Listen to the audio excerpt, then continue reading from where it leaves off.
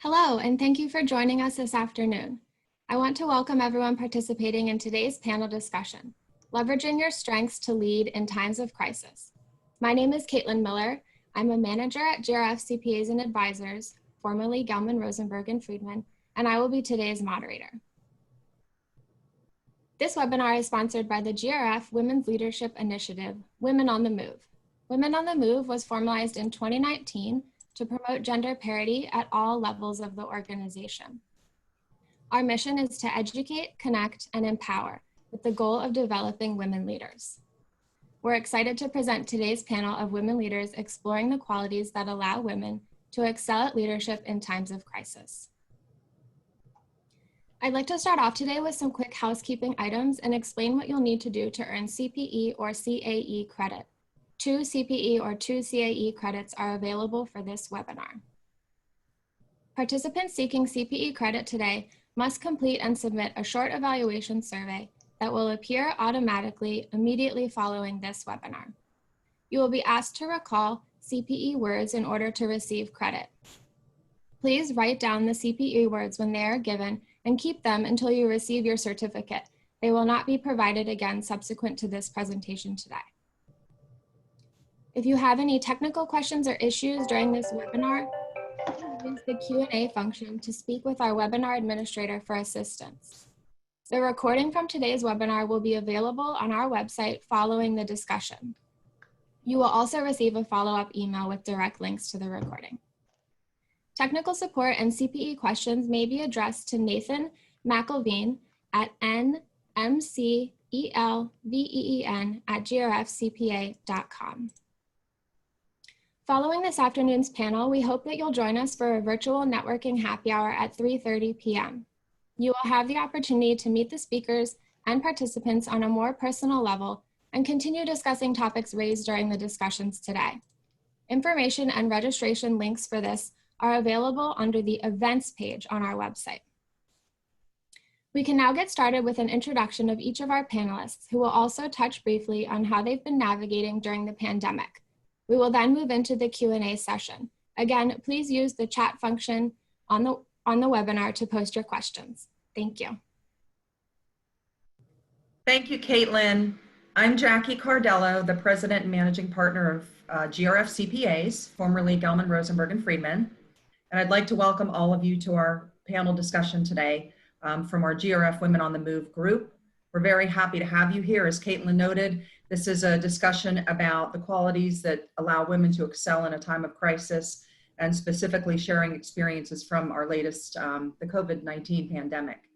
I started with the firm as a senior auditor just a few years ago, quite a few years ago. I've had the privilege of growing up in the firm, and I have had a wonderful experience getting to know employees and specifically the dynamic between women and men in the workforce. And I myself, as a working parent, have been with the firm since I had my children, have raised my children. They're now 14 and 17. And for me personally, what has helped me navigate the pandemic is adaptability. I think my personal experience reflects that I think women have a tendency to be very adaptable, more so than their male counterparts. And I think that is key in this new environment. As you see, we've had to move very, very quickly and abruptly to a new normal.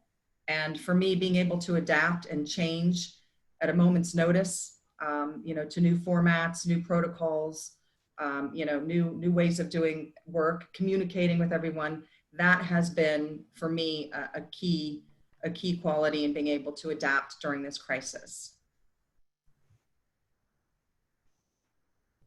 Thank you, Jackie. Good afternoon. My name is Josephine Morris-Young. I'm currently a CFO at Mary Center. I've had the privilege of working at many different industries. I've worked for IT industries. I worked for KPMG. I worked for Psychiatric Institute of Washington. I've also worked for Inova Health System and Care First. During this pandemic, what has helped me get through this, and with the team, my team getting through this as well, similar to Jackie, adaptability, but mine was flexibility. Being flexible through this time has really helped with the stress level, I'm used to being able to pop in and out in the different staff offices throughout the day.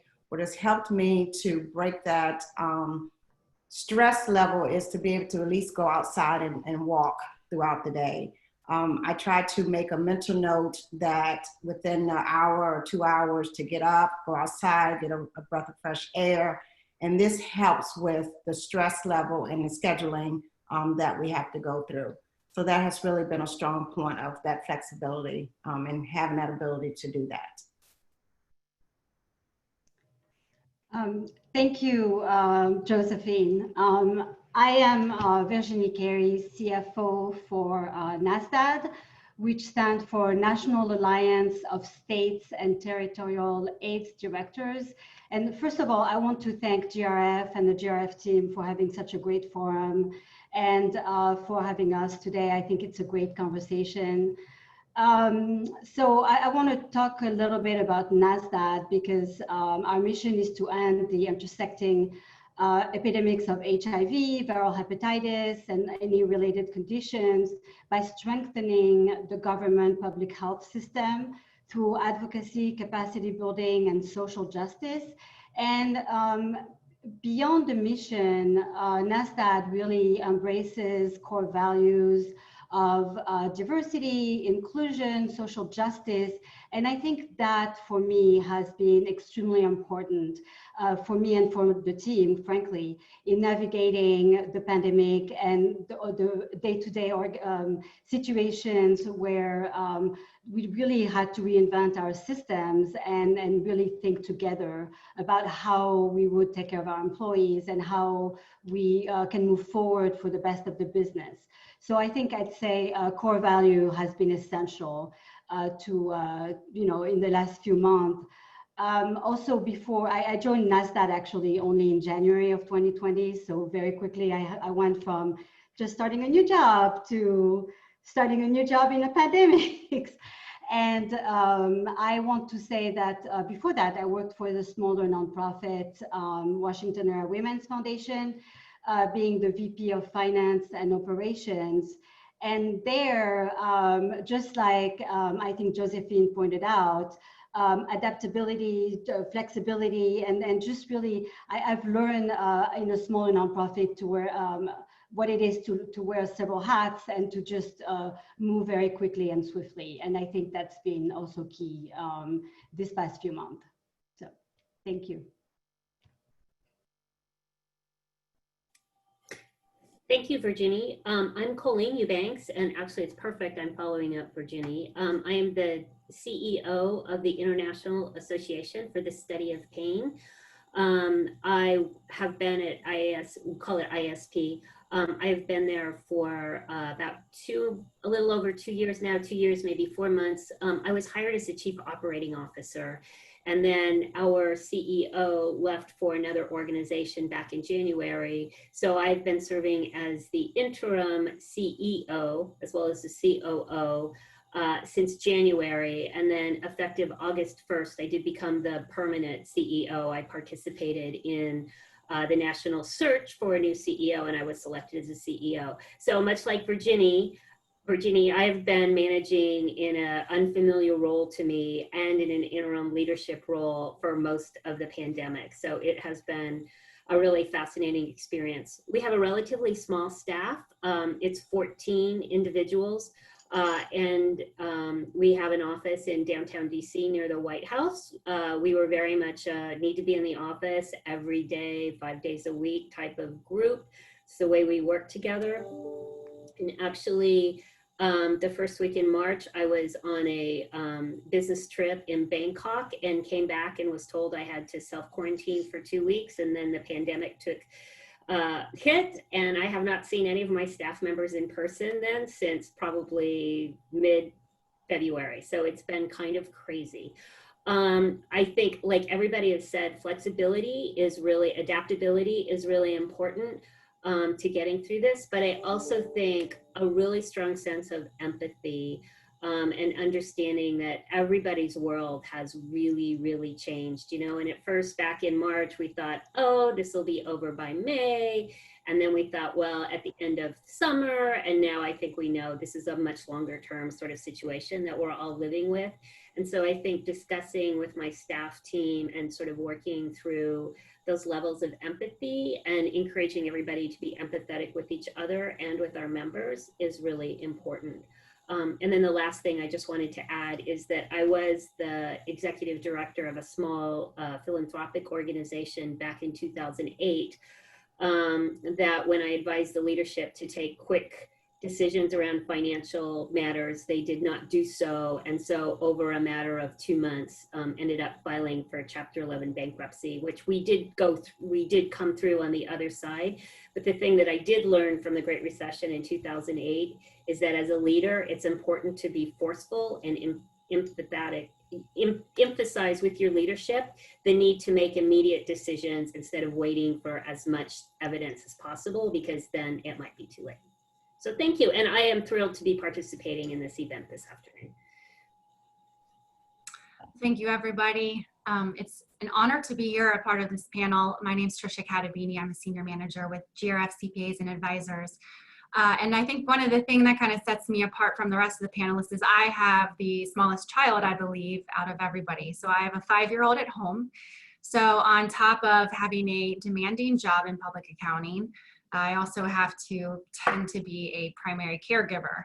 On top of that, everyone knows we've moved to now a virtual school environment. So I was also tasked with the responsibility to make a decision for a new incoming kindergartner and what we as a family would be doing. So, you know, as far as what's been helping me through this pandemic, much like the other ladies have been saying, I think flexibility has been the greatest thing. But from my perspective, it's also looking internally at my own self and seeking, you know, I consider myself a very ambitious person, and I like to do a lot of things and be a part of a lot of things.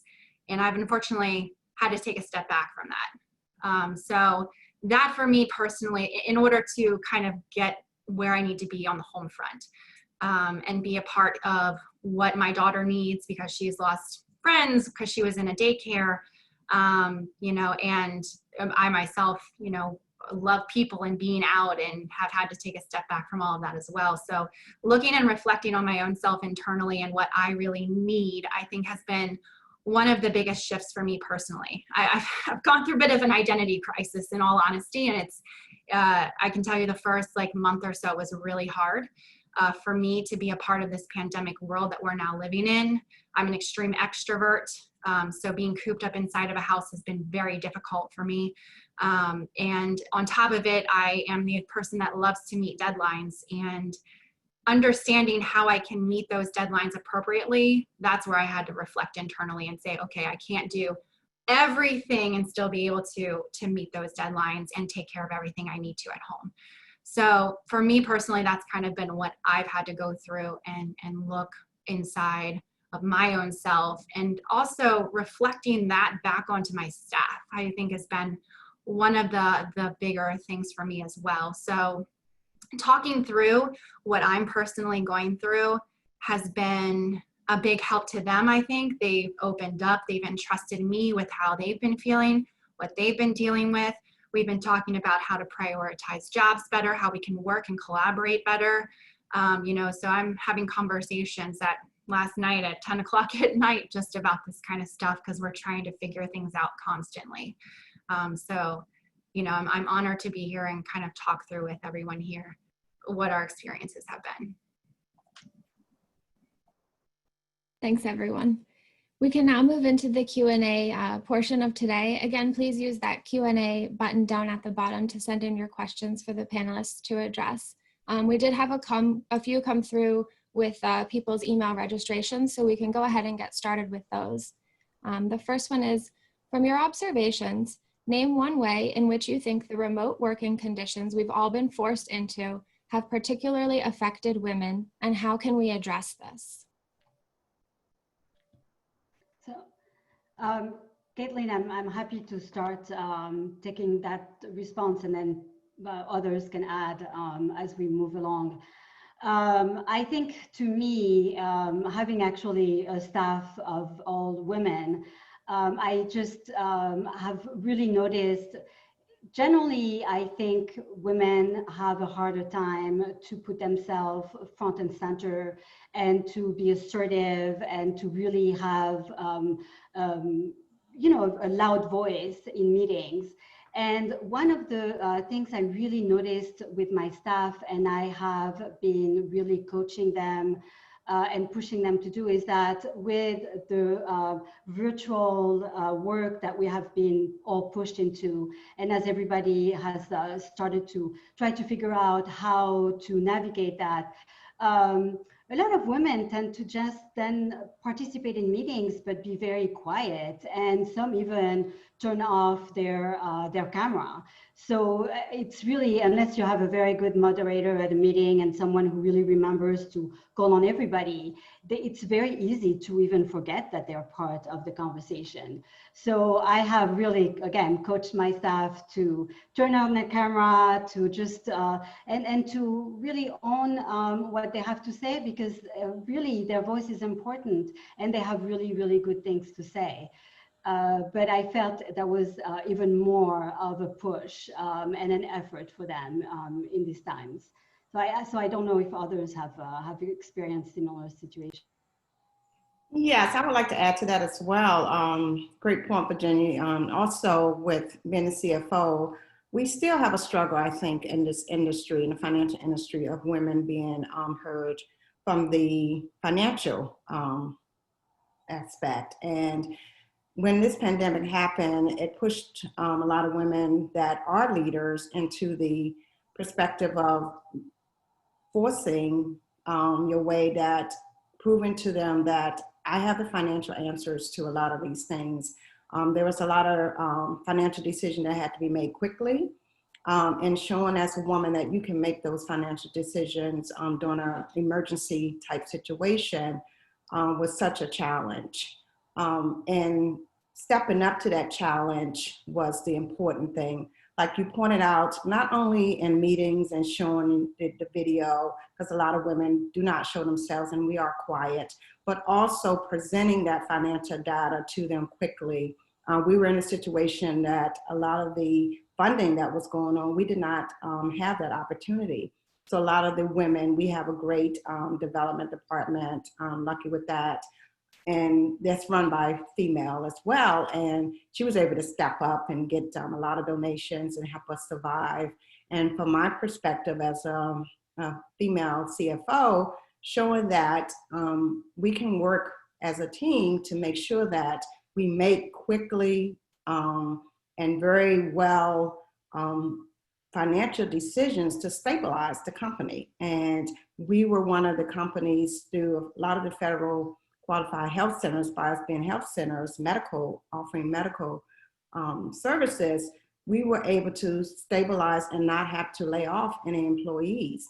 So that helped with what I said earlier, being flexible, going out there, seeing what's out there for the organizations. Since you can't get some of the fundings that's happening quickly, what can we do?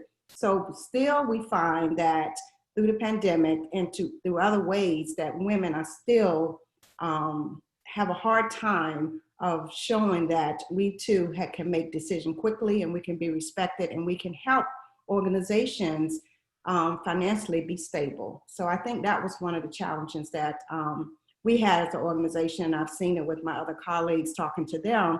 That was some of their challenges as well. And we pulled through pretty well, I think. We still have a long way to go.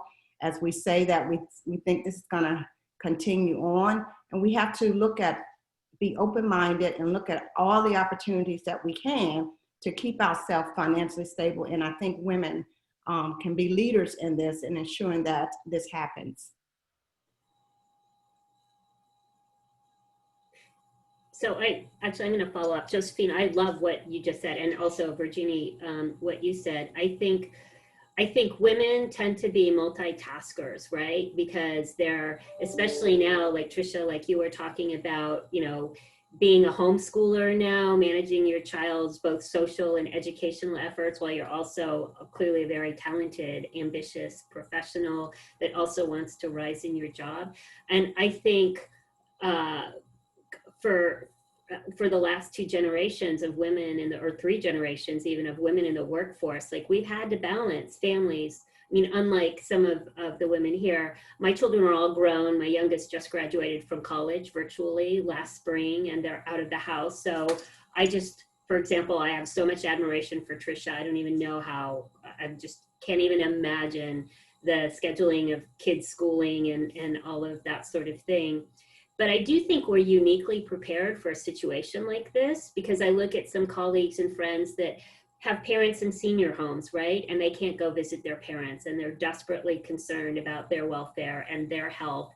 And yet they're trying to manage their situation from afar, where they're also working their jobs. I have staff members with children at home where they're trying to manage that.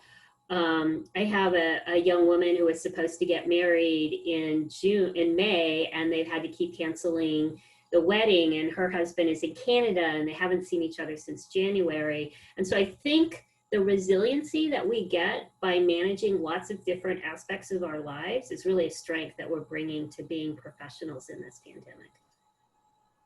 I'd have to agree with that. And, you know, I think one of the things from my perspective when it comes to the remote environment, I think what we have a difficult time with as women is ensuring that we are adequately managing our people, in all honesty, because it's hard to, you know, like you said, Virginie, assert yourself as that leader sometimes, right? So it's hard to be like, we have a deadline, we need to get something done, it needs to get done. You know, I find myself in that situation more times than I like to say that I would like to be. Where I'm like reaching out to the partner and I have to be like, please help, I need help. Like just ask them to get it done for me. You know, and I don't know if that's because I'm a woman or if it's because it's just the remote environment these days and people just are more attuned to ignore that email, ignore that email, ignore that chat. So you know, it could be a balance of both. I'm not really sure. And this is going to be a little bit of a tangent, but you know, Colleen, you mentioned that we're multitaskers, and one of the things that I was just talking about with one of my girlfriends on Monday was that she's having a really hard time finding a job. She stepped away to raise her children for a couple of years. So she's been out of the workforce now for 5 years. And she's having a hard time finding a job because she has a gap in her resume. And to your point, this is exactly the type of person that you would want to hire. She's a multitasker. She's organized because she kept a house running and functioning. And that is one of our biggest pitfalls that I think employers have today, is looking at a woman's resume and saying you have a gap in your job experience and you don't hire them without anything else. You look at a resume and you say no and push it aside. So that's a little tangent, but it's definitely something that I think, you know, if you're out there and you're in the workforce and you're looking for a job, that you need to highlight that you have those skills somehow. Actually, Tricia, I'm so glad you brought that out. I'm sorry to jump back in here, but honestly, in my 30 plus years of association and nonprofit management, one of my best hires was a woman who had spent probably about 12 years out of the workforce. She had fantastic experience before she had children. She was a director of a small chamber of commerce in a small northeastern city. She moved to DC for her husband's career and raised her children. But her resume was full of, you know, PTA this and, you know, Girl Scouts that and the other, this, that, and the other thing. And I remember some of the people I worked with was like, why would we hire her? She doesn't have any job experience. And I'm like, oh my God, those are the moms that we want to come in to our workforce, because they know exactly like how to handle the temper tantrum, how to handle the politics of the school fundraiser, right? How to advocate for their kid gently with the teacher so that, so I'm like, those are the people we really, really want to hire. So, and I feel for those women right now because, or fathers and men, if you know, in that case too, because now you're competing against all the people that are also losing their jobs that have been in the workforce. And you know, I think that's a tremendous challenge. Mm-hmm. Mm-hmm. Okay, I'm gonna jump in with our first polling question. So this is for the audience. Do you feel that there are enough women leaders in management positions at your organization? And you can choose from yes, no, or unsure. Please take a moment now to answer. While the participants are submitting their answers, I'll provide the first CPE word. The first CPE word is virtual. If you would like to receive CPE credit, please jot these words down because you will need them to take the survey following the webinar. Again, that first CPE word is virtual, V-I-R-T-U-A-L.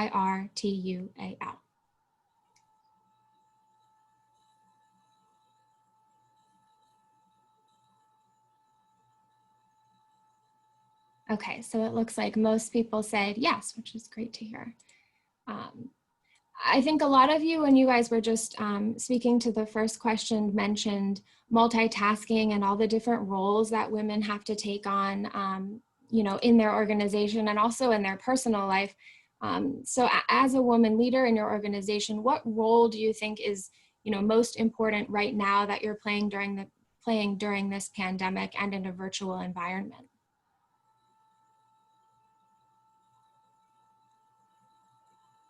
Again, I'm happy to start, Josephine.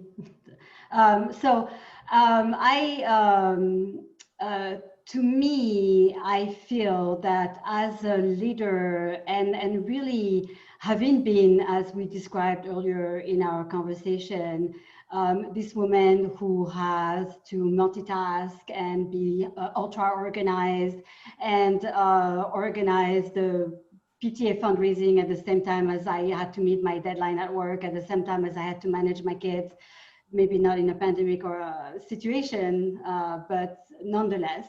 I just feel that I really, really relate to staff in general, but also to these women who are now in a position to rethink their behavior and like Tricia was saying, their desire to do their job perfectly and to take on a lot of work.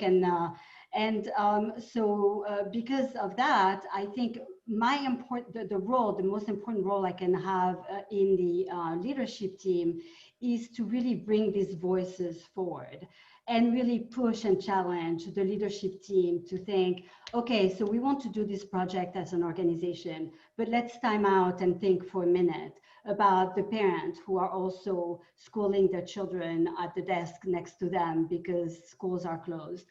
Let's also think about the employees who are super stressed because for the first time in their life, they actually have to ask for help in order to meeting a deadline because circumstances are such that we don't work at 100%. And so, you know, considering like, and being very sensitive to all of the challenges that we are all facing and pushing the leadership team to address these challenges, not only with words, but with concrete actions. What is it that we can put in our benefits, maybe that grants employees a little bit of flexibility in their work schedule? Maybe that's not a permanent policy, but that's something that at least for the time being, we can give. How do we navigate performance evaluation during these times where people feel like they're underperforming? You know, all of these things I think are critically important at the leadership level, and that really is how I view my role right now at the leadership table. And then also, thanks, Virginie, also to add to that, it wraps it up in a nutshell, very well said, but also that listening skills, bringing that into focus. Because there's so many changes that has happened and people are, like you said, very, very stressed. So being able to listen to that stress level, helping them to monitor through that, making sure that they reinforce the benefits that you have in an organization, such as, you know, if you have an EAP service line that can help them, use those benefits and also training. So many people, since we were just thrown into this, training such as, you know, the Zoom and training as the teams, other training that you can go through for organizational skills. Enforce that as a leader right now. I think people should take that opportunity to use and enhance all of those skills because it helps, it gives them another outlet by not just focus on work, just your daily role, that you can still enhance yourself and improve yourself during the stressful times. It gives them a way to step away a little bit from people who have kids at home, people who have other things that they can't do now, like go outside. And like Tricia, I was thrown into being in the house. I'm a person that doesn't like to stay in the house a lot. So taking this time and encouraging your staff to take that time to do that as a leader, I think that also is very helpful to help them get through this very stressful time with childcare or just being in the house or whatever it may be. As a leader, step up and say, you know, I'm listening to you. If you need to reach out, I think we're fortunate at Mary Center that we do have a behavioral health service line, which we have a lot of leaders in that group that kind of encourage as we go through like our town hall meetings and things of that nature to encourage people to seek out help and make sure that you're speaking to people and people are here to listen to you. Josephine, I think, oh, sorry, Jackie. Go ahead. I think that that is really important. What I was going to share is I have a very close family member with some pretty significant mental health issues, you know, that have necessitated my having to leave town abruptly over the past couple of years to go manage some hospitalizations and other issues. And I've always been very, very open with my staff about that and the need to get mental health, to make your mental health strong, that your mental health is just as important as your physical health. For your overall well-being and your ability to do your job. So I would say that that sensitivity and the fact that that I've always been very open with this very personal issue in my family with my staff, because it's required me to actually have to drop work sometimes at the last minute to go out and help support a family member, has really helped us get through this pandemic, because my team knows if they just can't cope, if it's just too stressful, I'm not going to push them down. I'm going to be like, okay, take a couple of days off and, you know, go get the help you need. And please, yes, you know, set up an appointment, set some time up for yourself. And I would actually say as leaders, you know, both men and women, that's one of the most important things we need to do, is understand the impact this unprecedented time is having on everybody's mental health, our own, our families, our children, but especially the team members that we rely on. Yes, thank you. That was a great comments. And to add to yours and to Josephine's, I think what is important is communications about the benefits that actually we may have already, but are forgotten in normal time. You know, communication also about, I think, our own vulnerabilities as leaders, and just saying, you know, me too, need to take a mental day today, because it's just been overwhelming. And the frustration of always wanted to perform at 100% like I normally would, meet all the deadlines, just doesn't happen in this environment. And modeling, I think, for staff, that when I say I'm off, and just, I think is also critically important. So, yeah, piggybacking on what Colleen and Virginie said, I couldn't agree more. And as a leader in the firm, and again, as a man or a woman, but I think women have an easier time, and I apologize for the lawnmower in the background. Women have an easier time being vulnerable, appearing vulnerable, but you need to show your human side. People really want to see the human side. I think oftentimes leaders can be intimidating, and they want to know that you're just like they are, and there's a lot of things that you have in common. So, for example, you know, I have a couple partners that don't like to let people know when they're on vacation, or when they go on vacation, they'll make it a point to say that they worked every day on vacation. They were logged in, they worked every day on vacation. And at one point, I actually had to say to them, don't do that anymore. When you're on vacation, talk about your vacation. Let people know, I was on vacation. I took some downtime. And here's what I did. Instead of, this perception that it used to be that way. It's like, you had to appear that you worked so hard that you never slept or ate. But people don't want to see that anymore. And, particularly during a time like this, they want to hear your stories. So share your stories of what you're going through, of what your family members are going through. And even during normal times, quote, it's important to show a human side, that I'm not just, Jackie Cardello, the managing partner of, a 120 person firm. I am many other things, and I have a very human side to me. I'm a mom, I'm a wife, I'm a dog lover, whatever it is. And I've been through this, and here are my stories. I can relate to what you're going through, and I'm going to share them with you so that it's okay that, all of us have, times in our lives and situations in our lives that are difficult. It's not perfect, and, we all are vulnerable at times. That's an excellent point, Jackie. And what I would add to that is that brings us to the point of time management. I think what has happened in this pandemic, you always used to hear people say, oh, I would love to work at home. And now that we've all been thrust into this, you find that you have a hard time of cutting off. And people are actually working longer hours, not just women, but men, everybody, because they're home now. You're not traveling as much as far as your time frame for your commute time. So we have to consistently mentally make a note to ourselves that I need to take a break. I need to make a schedule of when to shut down, because just like your vacation time, you shouldn't be spending all that time working. We're all guilty of that. We do it.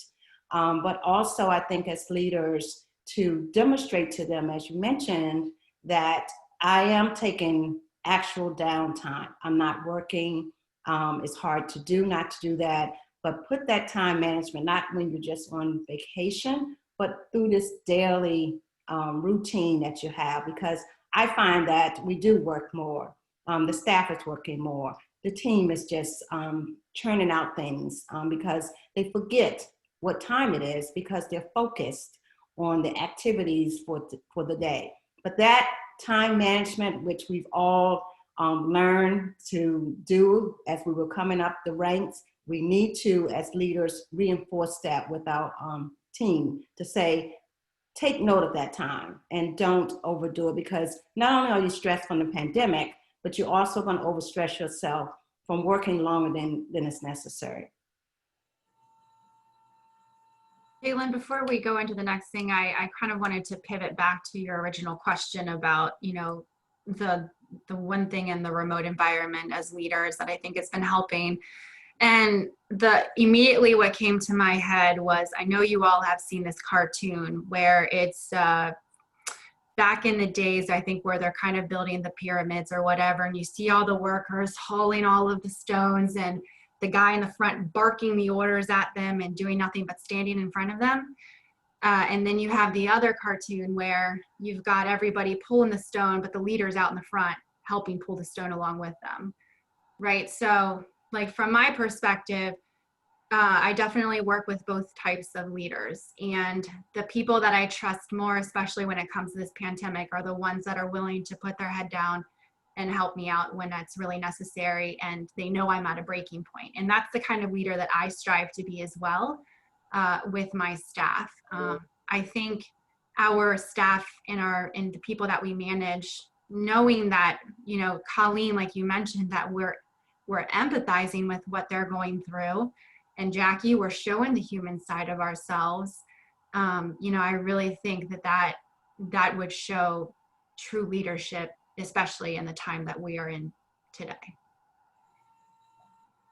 So a lot of you just touched on, addressing staff burnout, making sure that staff are taking care of their mental health, taking care of their home lives.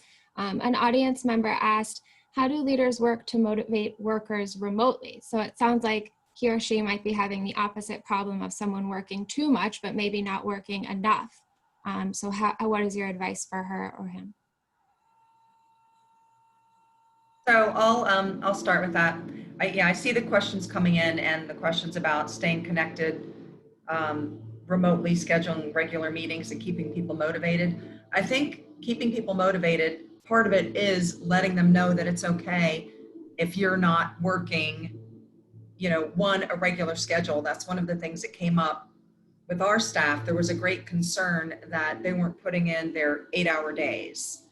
And we conveyed to them that we understand not every day is going to look the same in this type of situation, because especially if you've got young children at home that you're homeschooling, you may not be able to sit at your computer for 8 hours straight.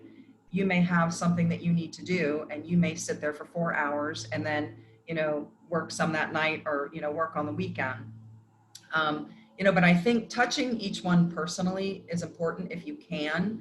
I have a really large staff, so it's not necessarily me, it's my department leaders, my HR director, and other individuals in my organization that have reached out to individuals, trying to touch everyone at least once on a personal level, maybe starting with an email, follow up with a phone call, just talk to them, see how they're doing, especially those that we can tell might be struggling a little bit, staying motivated. And, interestingly, when you reach out to them and talk to them, they'll willingly admit that they're just having a hard time staying focused. Some people are not doing well in this quarantine situation. So I think it's acknowledging that, first of all, and asking how you can help. Yeah, we acknowledge this is a tough time. It's a very strange work environment. And, maybe, in certain situations, like some of our young staff are in an apartment with, a roommate or two. What can we do to help you to stay focused? And, just acknowledging that we know this is a difficult time, helping them set a schedule and goals, and, just letting them know. And we've been keeping connected remotely through different means. We have individual department meetings, we have firm happy hours, we have trivia games. We've been doing some lunches where we do activities like this game called Psych.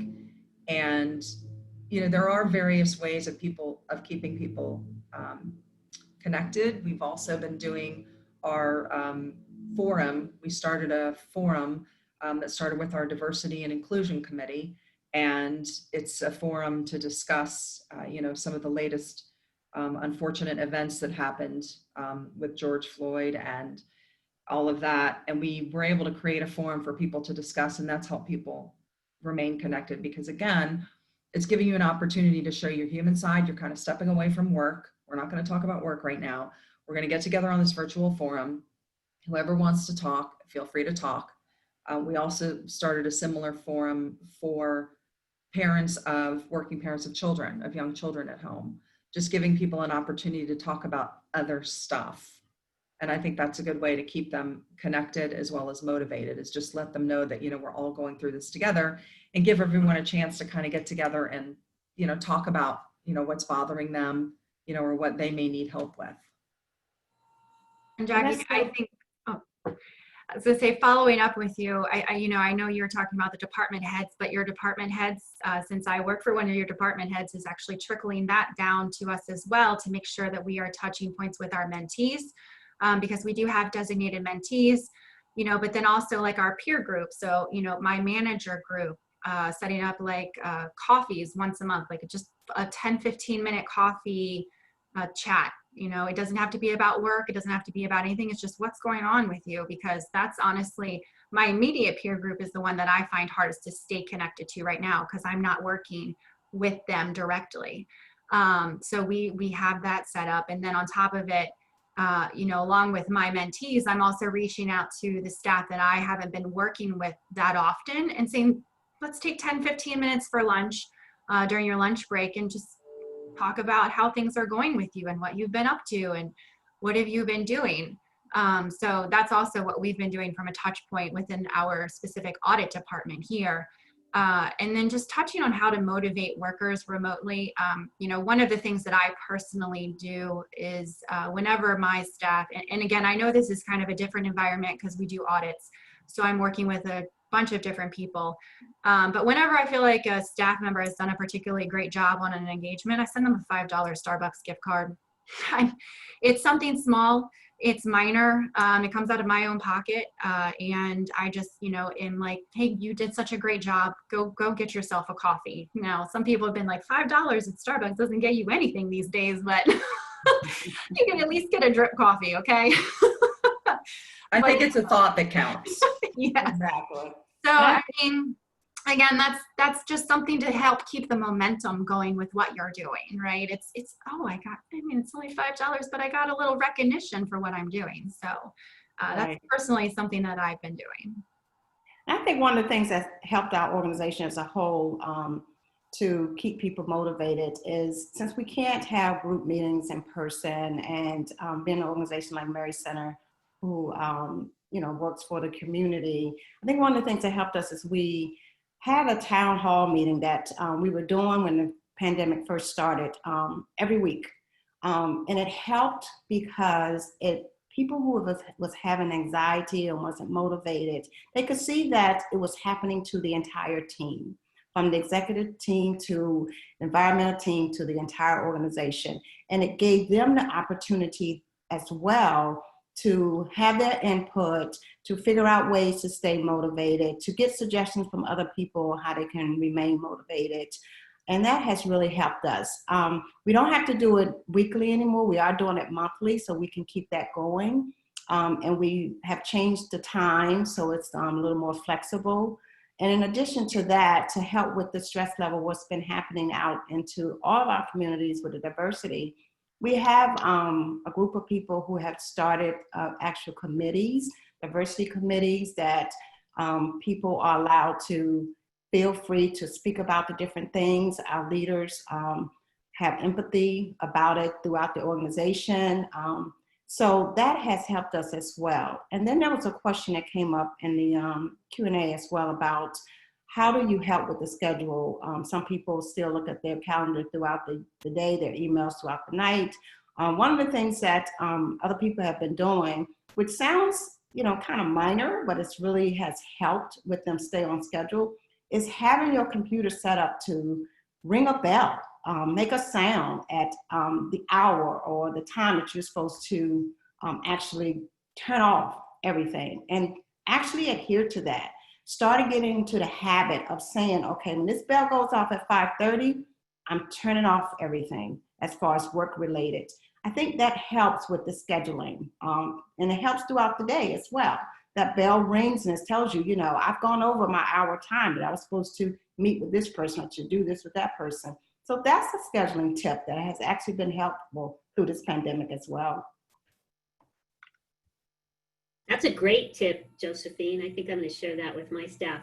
We have an interesting challenge in my organization, in that because we are a global organization and we work with people from all over the world. So sometimes our committee meetings and we've had to totally change our model because we have an in-person huge Congress every even year. It was supposed to be in Amsterdam last month, and obviously, hey, no surprise, that didn't happen. And so we've shifted our model to now we're delivering virtual education over a period of 6 months. So our team is all really, really focused on that, which actually gives us a very strong sense of purpose and commonality, which has been really useful in this pandemic. But it also means people are working crazy, crazy hours. And I've been really trying to strongly encourage my staff, okay, if you're doing a speaker recording with the speakers at 6 o'clock in the morning, sign off for the day at noon, because that's crazy. And hopefully they're mostly doing it, although I'm very fortunate that my team is so dedicated to our mission and our members that they really do go above and beyond, which is why I worry about burnout and their mental health. And I'm strongly encouraging them to take time off whenever they can. Yeah, and I want to add that I think we are a little bit in the same situation, where we have extraordinarily motivated and dedicated staff. And we struggle between giving the flexibility that staff needs to be able to work maybe after the kids are in bed, or really at all time to accommodate their schedule, and the desire when an email pops in at 10 p.m. at night to immediately respond to it. So I think that's, again, to get back to what we were saying earlier, we have to be very intentional as individual, but also as managers, leaders, to make sure that it's okay. If I send an email at 10 p.m., I do not expect an immediate response. And one of our colleagues is actually very good. And when she sends emails at very off hours, she always replies, starts with, "This does not need an immediate answer, but I'm just happening to be working now." And just that sentence is just minimal, but it's just immediately relieves thinking, okay, is this a crisis that I have to be responsive to? Or is it something that can actually wait until I log into my computer tomorrow morning? I think that's— Yeah, and I think one of the other things helpful as well as leaders is to encourage people to take their PTO. I think people have gotten in the mindset that, I'm in a pandemic, I'm home, I'm not going to be able to go anywhere, so I'm not going to take any PTO. But we have actually encouraged people, please take your PTO, even if you just, do a staycation. At least you're taking a mental break from that stress of your day-to-day work. So I think we have to keep that in mind as well as leaders. I'm going to jump in with, we're having some great conversation and we have to do a polling question. So let me jump in with the second polling question, which is, how satisfied are you with the efforts of your organization to promote female leadership and visibility? Very satisfied, somewhat satisfied, neutral, somewhat dissatisfied, or very satisfied. So please take a moment now to answer the second polling question. And while participants are submitting their answers, I'll provide the second CPE word. The second CPE word is leader. If you would like to receive CPE credit, please jot this down for the end of the webinar survey. Again, the second CPE word is leader, L-E-A-D-E-R. And I also want to remind people to please try and use the Q&A function. I see some questions coming through the chat. It's a little bit easier through the Q&A if you don't mind submitting them that way. So it looks like most people are very satisfied, which is, again, great to hear. We're getting some great responses here. I think this will be a little bit of a pivot from the conversation about burnout and keeping people motivated. But one of the audience members asks, I see two pandemics right now, COVID-19 and equality. Any suggestions regarding creating an environment to address equity from what staff are feeling and what changes organizations can make to be more inclusive? So I had shared earlier what we were doing, and I'm interested in hearing the thoughts from others as well. Again, we started a forum, and we have ground rules, judgment-free. You can feel free to speak your mind, and that no one's going to criticize you for it. It's a sharing forum, and we started that. It was spearheaded by our Diversity and Inclusion Committee. We do have a committee that we started a couple of years ago, and it's worked out really well. We've had incredible participation.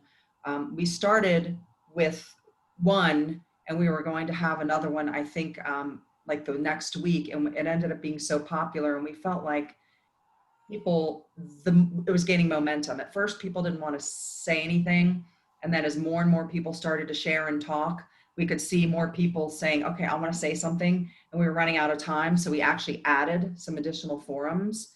And we just have found it's been very helpful that people are getting more comfortable the more that we do. And again, we don't talk about work. We talk about whatever's on our minds. We talk about the idea of equality and justice, and we talk about the recent current events, and we talk about the environment that we're in, and we talk about the Black Lives Matter movement, and we talk about all sorts of things. And everyone gets to share their perspective. And again, those who are comfortable and want to share a story, do so. Others, some just listen, but they still participate. They're still in the forum, hearing what others are saying. And that shows me that there's a great interest for this topic. And I agree, there are two pandemics. And I think that you need to have an open discussion. For us, that's worked well. Just a forum where people feel comfortable that they can share their concerns, their fears, ask their questions, for those that, don't walk in, the same shoes as someone who's experienced injustice. And it just gives people an opportunity to share in a very, hopefully, comfortable environment. Yeah, and that's, as I mentioned earlier, that's what we did as well. And one of our forums, what we started out with is we actually had a forum in the evenings for employees to attend. And we started out with not having the leadership there. And the reason why we did that was to make people feel comfortable to be able to speak out and to talk freely about how they really felt. And in addition to that, the leader of the committee actually did surveys, and the surveys shows the different opinions that people had, and gave us the opportunity to look at what things do we need to work on in an organization. Luckily, we do have leaders that are very open-minded and want to ensure that the health of the employees are at the forefront. And not, I don't mean when I say health, just your mental capacity or how you are taking care of your self, but also the health of how you feel safe in the environment.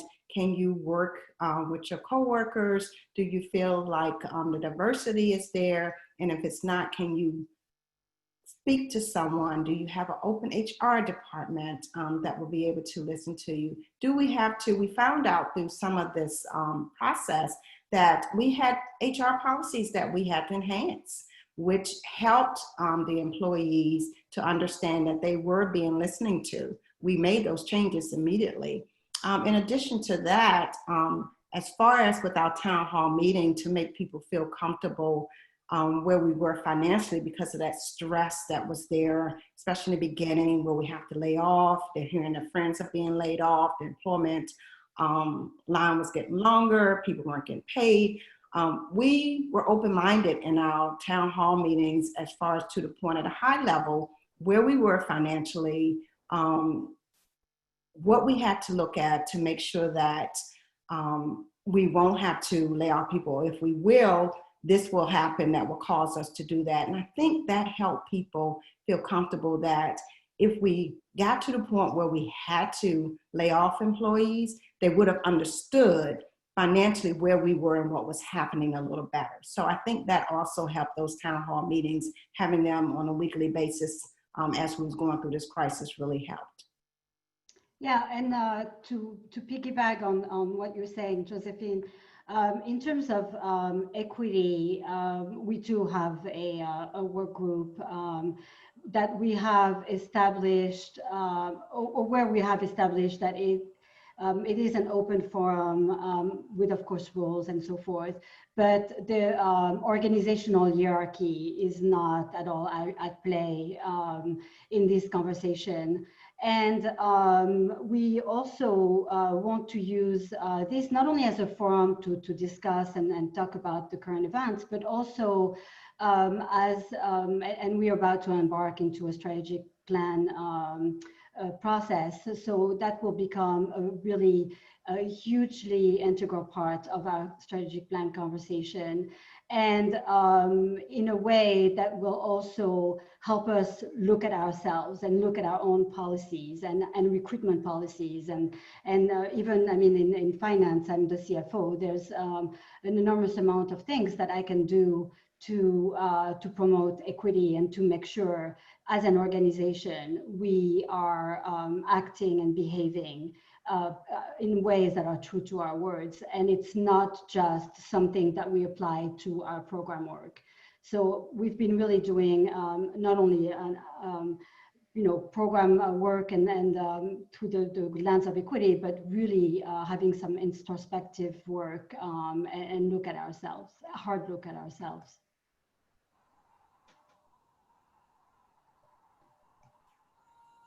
Josephine, you just mentioned how in the town hall meeting you were addressing financial situations to employees so people might not be blindsided by layoffs.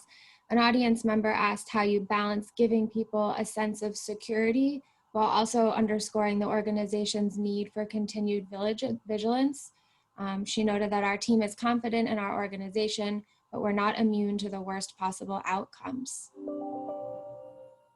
I think what helped with us with the sense of security is with the financial data outlining actually what needs to happen and what is happening. So for example, for us, we had a very tough time with one of our service lines. Of course, anybody in a healthcare facility know that the dental service line had a real hard time because of the fact that they had to close down completely longer than anyone else. So given that sense of security, well, what would happen to the dental line, the staff? We repurposed them. So giving them that sense of security of what can we do? Do everyone have suggestions on what needs to happen? I think that helped us with that security financially.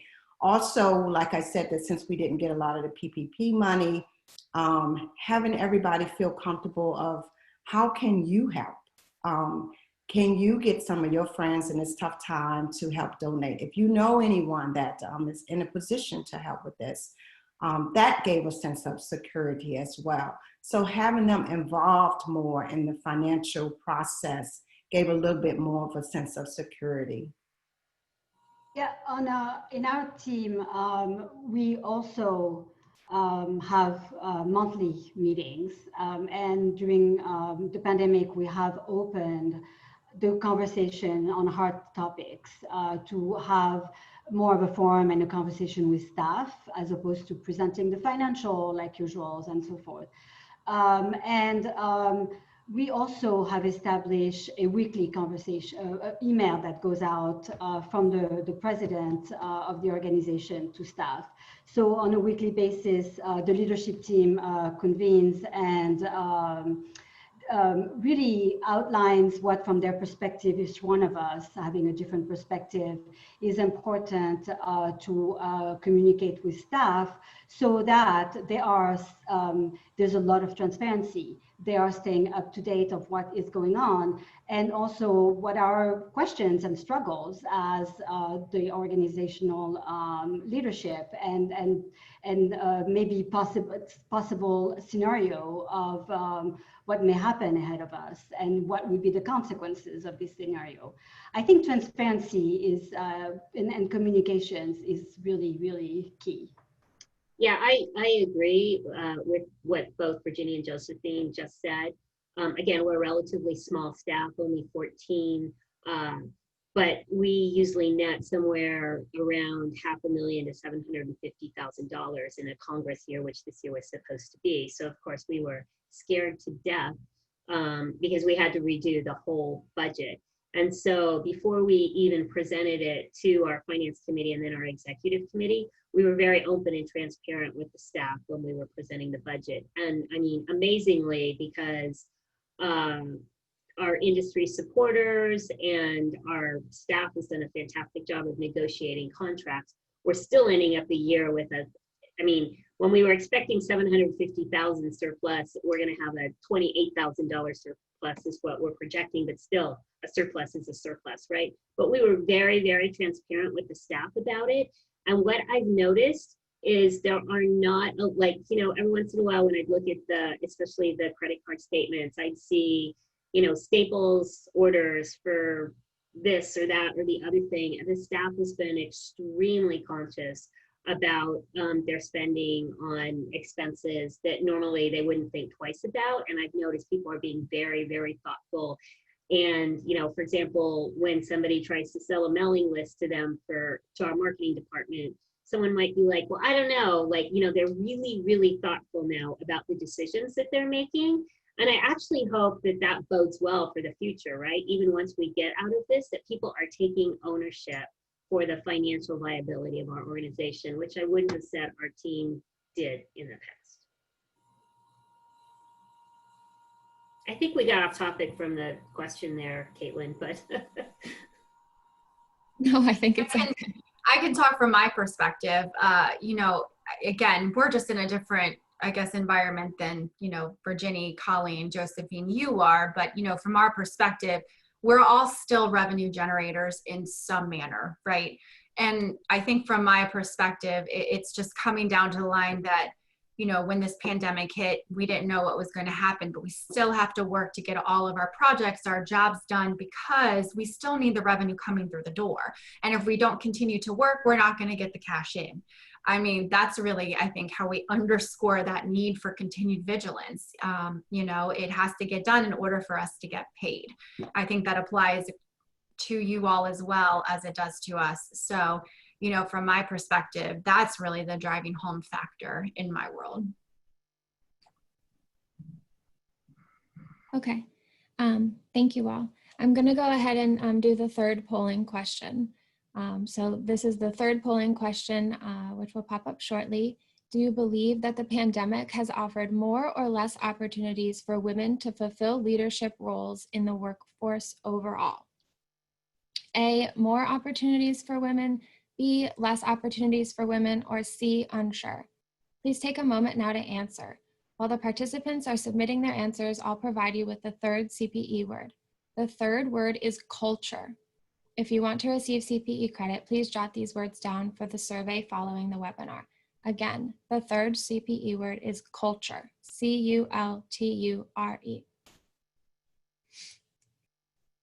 Unsure.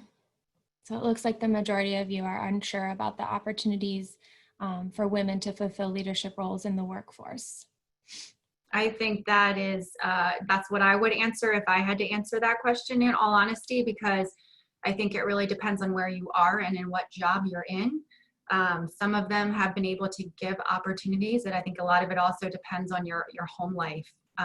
You know, I have several friends who unfortunately had to either scale back on their job and go to part-time or quit completely because schools shut down and they were the only person who either A, was willing to step down from their job, or B, could step down from their job. So, you know, I think it's one side of the scale versus the other side of the scale. So we have maybe more opportunities for some people, but then because of other issues going on in personal lives, we have less opportunities because women have always deemed to be the primary caretakers for children. Tricia, actually, I'm glad you brought that up. I wanted to follow up on that because in your introduction, you talked about, you know, you're a very ambitious professional, obviously, and now you're having to take care of a very young child and manage their homeschooling. And over the weekend, I spent time with friends who he's a partner in a law firm. And I asked this question. I said, are there these tensions now between parents and people without children in your firm because of the burden on parents right now? And he said they are just now beginning to sort of tick up. And I think it's probably because people thought it's going to get better, it's going to get better. And now here's school starting and it hasn't gotten better. So again, I am not in that position. And actually, interestingly enough, out of all of my staff, we either all have grown children on their own, or one of my team members has high schoolers who are able to manage I don't have any team members right now who are managing really young children. And so I am worried a little bit for, you know, younger professionals. What is this time going to do to them professionally? Are they having to literally, I mean, because we've seen the studies about women, right, that step off the career track for a little bit to raise their families, and then they're way behind their male peers or their non-parent peers. So I do think that's a really interesting question for what is this going to do to young people in their careers. I don't know. Yeah, I'm gonna, and Tricia mentioned this before, I'm gonna take the optimistic approach and say that I'm hopeful that this will eventually create more opportunities and more visibility for women, because again, I think unfortunately the burden of that balancing act and taking care of, you know, being a caretaker of any sort, whether it's young children or, you know, elderly parents, you know, a disabled child. If you need to take time away, it's usually the women who end up sacrificing, and certainly more vocal about it. Now, we have had a situation where we've had a couple of gentlemen in our on our staff who've expressed concern privately because they had quite a large role in homeschooling. They don't tend to be as vocal. They're not going to ask for help nearly as much as their female counterparts. But I really like what Tricia said earlier about, if you take time away from your career and you step back to raise your children, certainly I'm sure there's a lot more of that during this pandemic. You need to highlight that on your resume as, to me, it's going to be a selling point. Because, if you're able to, show everything that you did as a, stay-at-home mom, as a PTO president or member of the PTA or whatever it is, whatever volunteer functions you've done, distance learning with young children, that's got to really count for something, because it's probably harder than any of our jobs, right? I mean, I can't imagine. So I think that if we coach and mentor our young folks to turn this into a selling point rather than a weakness, this is a strength. I had to take time off during the pandemic to care for my family members, or to take care of this situation, and use that as a selling point that they were able to, perform these other, tasks and make it out through the pandemic. That's my hope, is that this will create more opportunities. So you guys are talking about women taking on the role of caretakers. Have you seen yourself taking on this role more than your male peers?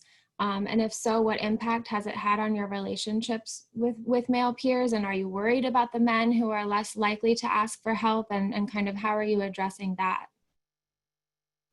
I've seen a lot of the male people, the actual men in the family stepping up more.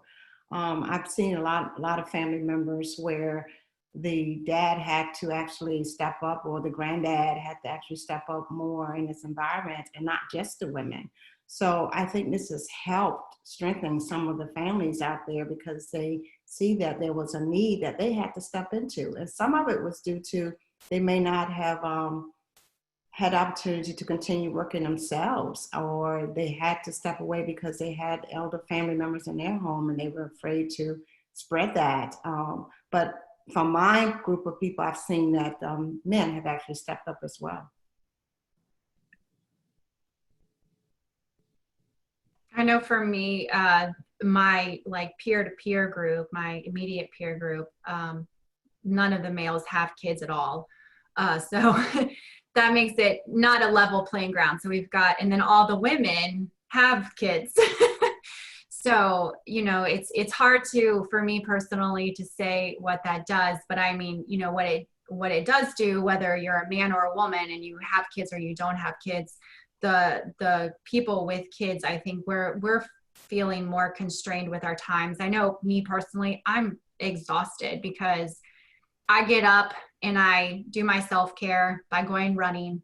I come back, I have to take care of my child and feed her breakfast and get her ready for the day. I chose to homeschool because it's the only thing that honestly worked for our schedule. Because ideally I just couldn't do the virtual environment, and a kindergartner on a computer for 5 hours a day just didn't sit well with me personally. So we made the personal family decision to homeschool. So I'm homeschooling, and then I have to work, and then I take maybe a 30-minute lunch break, and I might do another little bit of homeschooling, and then I'm back to work until 6 o'clock, and then I take the break to, do dinner and to do maybe a little homeschooling and reading and give her a bath and put her to bed, and then I'm back on the computer. So I'm just tired. So, that's I think where it's hard, because, I'm so used to her being away all day too, right? In daycare from 8:30, 8 o'clock in the morning until 5:30 at night. So I have zero distractions during the day. And now it's every 15 minutes, if it's not her quiet time, she's popping into my office showing me what she did, or wanting me to grade a paper of hers, or read a book, or play this game. So for me, it's exhausting. And it's also very hard to stay focused, obviously, too, because I have so many distractions. So, I find myself making silly mistakes, because I'm distracted, in all honesty. So that's difficult because, you know, Jackie knows that I'm a perfectionist. I like to make things and have them wrapped in a pretty little bow for everybody. And so when I get these comments back and I'm like, oh, how did I miss that? You know, it's mom brain, in all honesty. I mean, so, you know, Jackie, I think it's going to maybe hopefully create more opportunities, but I also think it's going to get really tiring. You know, that's just my honest opinion. It's going to get really tiring, and, you know, encouraging to take those mental breaks is definitely going to be worthwhile, because that's one thing that I have failed to do during this pandemic. I have not taken the time off, Josephine, like you mentioned, that I should be taking off to step away. And if I do take it off, I work, and I shouldn't be. So I did on yesterday, I did actually put in for a ton of PTO. So coming up to the end of the year, because I was like, I need a break. So I did do that. You do. So I think encouraging, you touched on something there. I'm hearing a lot of, I'm doing this, I'm doing that. So one of the things that we talk about on this other forum we created, which is the working parents with distance learning, we talk about that, and we invite men to attend, and they do, because we want everyone to hear. We even have people attend who don't have children, because they want to understand what those who have young children at home, or family members that need care, we want to understand, you know, what all of us are going through, and encouraging people to ask for help. So again, some of the individual, you know, reaching out to staff that we do, if we know a certain individual is struggling, you know, and, you know, at risk of becoming burned out and exhausted, you know, have a mentor, someone from their peer group, reach out to them, you know, bring it up during the discussion forum, and encourage them to ask for help, and help them, you know, try to brainstorm ideas of asking for help. Do they have any immediate family members, you know, in the area? Do they have, you know, friends or a peer group? You know, are there other parents from their children's school, you know, that they could reach out to? There's now this concept of pods. I personally don't have a need for that, but I think it's important to let everyone know it's okay to ask for help. And, you know, if they don't know where or how to find it, to come to someone who maybe can help them with that, brainstorming. And again, you know, it's encouraging the male counterparts, you know, and those individuals who don't have children at home, to be part of these conversations, so that they can understand what it is that we're going through. You know, we're all making a sacrifice to get through this. And Tricia, you mentioned, you know, being pulled in so many directions. Another audience member, you know, how are you keeping a schedule? Do you have any tips to keeping a schedule for work time versus home time, and getting dragged away easily, and just any tips that you might have learned along the way that you could share? Well, or anybody could share. In full disclosure, from my perspective, I have a 5-year-old at home, so keeping a true schedule is extremely difficult. You know, so is it nice outside? Okay, let's go for a bike ride. You know, I mean, I just have to take it as I go. The only thing that's on for a good schedule for me is that lunch is at noon, quiet time is from 1 to 3. Otherwise, who knows? Free for all. Well, I like what Josephine said earlier, the idea of setting an alarm or a bell or a sound of some sort. I think that's a great idea, because I'm in the same position. I have a tendency where I will be answering emails on my computer at 10 o'clock at night. And yet at the same time, you know, sometimes I get so focused on what I'm doing, it's 7 o'clock, and, you know, my husband or my kids are saying, you know, when are you going to be done working? Likewise, I can get easily dragged away, you know, if something's going on and I'm trying to get something done and I go to take a break, the next thing I know, I'm doing laundry, I'm washing dishes, you know, there's you know, something going on, distracting. So I think you need to just, as best you can, replicate a normal working routine. You get up at X time in the morning, you set an alarm, just like you would if you're going into the office or to a client's. You set an alarm, and then you get up and you set alarms throughout the day to give you, cues that, okay, I have, 4 hours to sit here and do this. Then it's time to take a break. And then maybe another reminder to say, okay, time's up, for doing whatever other activities you're doing. Now I need to go back, or even put it in your calendar. If you know there's something you need to do that day, put it in your calendar, and you can set alerts or alarms on your calendar to say, reminder, send email to so-and-so regarding this, or reminder, review this particular, file or document. I agree. The idea of setting reminders in some way or another, and it goes both ways. A reminder to focus, on whatever it is work related, and then a reminder to step away and take a break and do other things besides work. Yeah, I personally want to, to just very quickly piggyback on what you're saying is I have made a conscious effort ever since we work from home. So ever since I started living in the office, right, to make a date with one of my girlfriends to go to an exercise class twice a week. So I know that no matter what, at 6 p.m., I need to start changing so that I can go for a run with her or whatever, it evolved throughout the pandemics, but whatever we were set to do.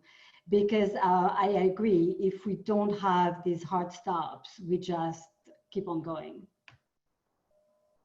Yeah, and I agree with both of you. What has helped me, Jackie, the point of I make sure that I act as if I'm going into the office. I get up the same time. I do my schedule as if I'm away at the office.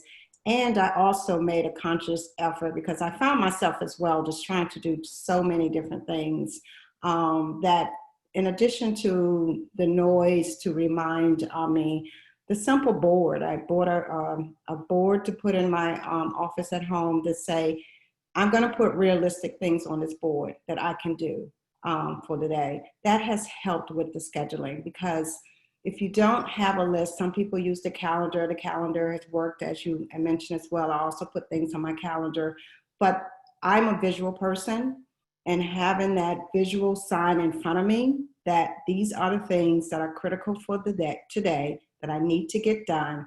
And they are realistic things that I don't put too many things on that list. And also a question came up as far as should you have regular Zoom meetings with your staff? I think you should have some type of regularity there of scheduling those meetings, even if you don't have the entire group there, maybe have them in small groups such as maybe your accounts payable group one day, maybe your group that does grants or whatever your specialty in your organization is. Having those regular meetings not only helps with seeing their schedules and keeping them motivated, but it also gives them an opportunity to give you the challenges that they are having as well, and for you to be able to give assistance with those challenges. And another thing I think that's helpful, people who are afraid to go out into the world, like Jenny has said that she goes to the gym with a friend or something, who are still afraid to go to the gym. What I found that has helped is a lot of places are having live Zumba, virtual exercises. Jump onto one of those. A lot of them are starting at 7 o'clock, time for you to get off. And that's another thing that kind of force you to say, okay, it's 6 o'clock, I need to get ready for Zumba or whatever it is, activity that you like. Do that as well. You have to mentally start putting in your mind that these are the things that I need to do to keep myself healthy, and to also, as a leader, to be able to challenge your staff to keep themselves healthy. If you're not setting that example and showing that you're not healthy, and they look at you and they say, boy, she looks exhausted. What is she doing to keep herself mentally sane? She's telling me to reach out to these different activities, but she's not doing it. So as a leader, you have to encourage them. And what has helped in some of the meetings is to ask them what they've done, that's been fun or that has taken them away from their work. And it kind of, they see that their other team members are doing things. It kind of challenges them as well to say, well, I need to do that as well. So I think things like that also helps encourage the team.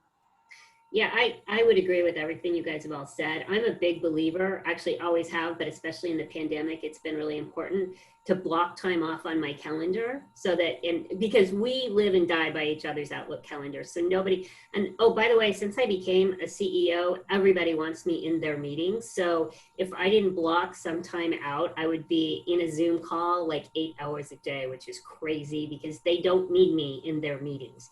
I think some of them I need to be in. So I found that is really useful. And then we have a number of regular meetings that anchor our calendars. So we have, you can't miss it, unless you're on PTO, or it was the only other time you could schedule a call with a member, Tuesday morning staff check-in that lasts at the most an hour, usually 30 minutes. We have every other week director's call where I really drill down to the directors to see how are their staff feeling, what's going on. And if somebody tells me they've got a team member that seems a little off, then I'll make it, important to check in with that staff person. We send flowers as a surprise every once in a while. So I think those things help. And then when we first started, I said to people, this is still, basically an 8-hour-a-day job. So I don't care if you're working, 10 to 7 or 6 to 3, I don't care what you're doing, just let us know and be available for those core hours. And I think that flexibility has helped people manage the other things in their lives, which is why those anchors in our calendars, like the weekly check-ins and the monthly executive committee meetings with our leadership, sort of help people work things around that. So I'm sorry, go ahead, Katelyn. No, go ahead, Jackie. I saw someone made a comment that is really funny. It's also a tough reality that laundry and doing dishes is taking a break. So good point. Now here's the difference. Those are visuals, right? That's how you get distracted. You go to get a drink of water, you see dishes in the sink. You go to do something, you see laundry basket full. But going back to scheduling time for exercise, that is really true. Something my husband and I have been trying to do. We've noticed that if we don't put it on our calendar, we like going out and riding our bikes. If we don't put it on the calendar, it doesn't happen. We might say the night before, let's go for a bike ride tomorrow. Okay, all right, yeah, we'll do it. But unless we schedule a time on our calendar, one or both of us will get torn, back to work. And before you know it, the whole day is gone. And it's like, well, so much for that bike ride or that run or that walking the dog today. So you do need to schedule that time. You need to put it in there, and it needs to be fun stuff other than chores. So you get a real break. And yes, you're right, Josephine. I think you said it about you being a role model and showing people that you need to show people that it's okay to take a break, to go for a walk, to go to the park, to do things like that for your mental health and your well-being. Yeah, I feel like in the end, we must be very intentional that scheduling whatever break works for us, exercise, reading, going for walks, whatever. Scheduling these is equally as important as scheduling a professional meeting, because otherwise somehow that's always what falls through. I think those were some great tips. Thank you all. I'm hoping we'll have a positive response to this next polling question based on all of those good tips. But the next polling question is, has your organization provided adequate resources to those dealing with multiple responsibilities while working from home, such as children who are distance learning or elder care? Yes, no, or unsure. So please take a moment now to answer. While participants are submitting their answers, I will provide the fourth CPE word. The fourth CPE word is staff. If you would like to receive CPE credit, please jot this word down for the survey following the webinar. Again, the fourth CPE word is staff, S-T-A-F-F. And I think I'm going to try and pivot the conversation a little bit to mentoring, maybe training new team members, because I know it looks very different in a virtual environment than what we're traditionally used to, being together, working in the office. So how are you mentoring remotely, and how are you keeping people engaged? I know from my perspective, you know, we had several in the audit department here at GRF. I think it was four staff members that started in January with us. So they were able to get, you know, a month and a half, 2 months maybe under their belt before the pandemic actually hit. And while they were able to, I think, get a little comfortable with what they were doing, because at that level, obviously, you're doing very repetitious tasks as far as an audit is concerned, ensuring that they were growing, we recognized was a bit of a problem around early May. And so what we did personally here is we set up specific trainings over the summer, and we set it up in different core groups. So because we recognize that even at like our very lowest level, there may be core group 1 and core group 2 who were at 2 different levels as far as understanding and knowledge went. So we broke them up and we went through a training with them in those core groups, and are continuing that now into the fall as well. The other thing that, you know, as a manager here at GRF, and what I am iterating to my senior staff time and time again, when I hear things like, oh, I just want to like take him off the job on Friday because I don't really have anything else for him to do because he doesn't know how to do this. And my response to that is it's our job to train them. It's our job to teach them and take the time. And while like we are all stressed, we're all under pressure, we still have to train our staff. We still have to give the knowledge back that we have. I mean, that's just imperative. Otherwise, when we get out of this pandemic, they're just going to be back where they were in January of 2020, which doesn't bode us well at all. So I'm taking the time to, you know, and this is probably where a lot of my time suck is in my, you know, my time management, quite honestly, but ensuring that if I make changes or I see something systemic throughout a file, for me personally, when I'm reviewing something, that I take the time to sit down with the staff or the senior and I go through what it should look like, or what I felt like the systemic issue was, and how do we like make sure this doesn't happen again in the future, kind of a conversation. Here's the guidance, here's the interpretation. What other resources and tools do you need?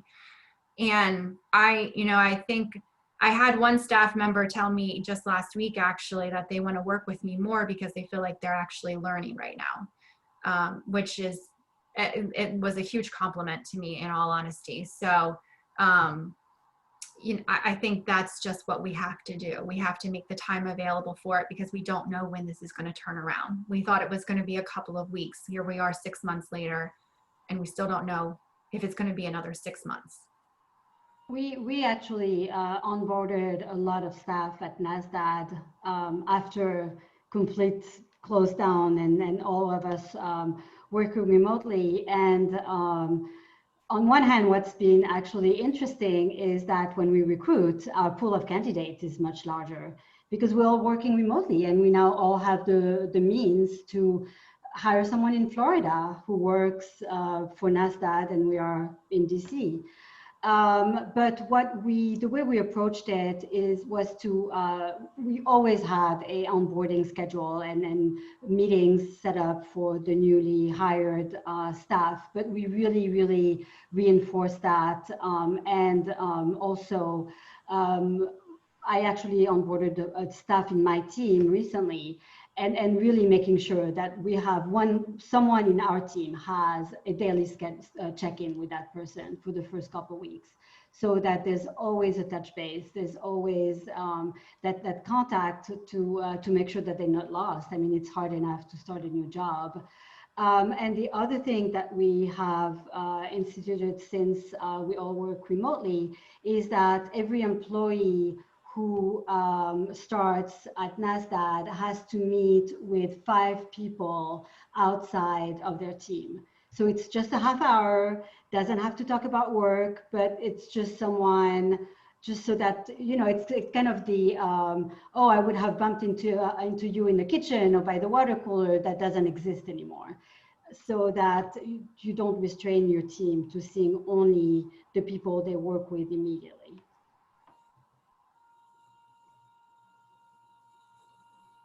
That's an excellent idea, Virginie.